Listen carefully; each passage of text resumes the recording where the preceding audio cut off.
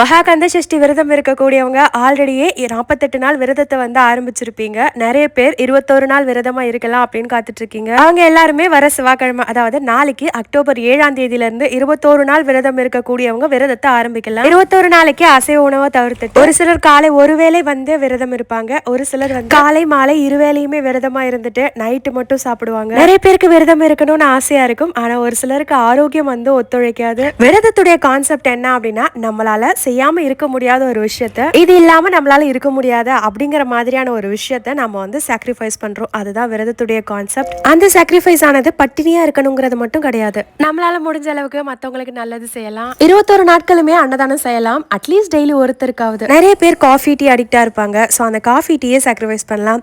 இல்லைனா அந்த காஃபி என்னால் குடிக்க முடியாம இருக்க முடியாதுன்னா நீங்க சக்கரை போடுறதை அவாய்ட் பண்ணலாம். அந்த மாதிரி உங்களுக்கு எந்த விஷயம் ரொம்ப நெருக்கமானதோ அதை நீங்க அவாய்ட் பண்ணிட்டு கூட விரதமா இருக்கலாம். பாய்.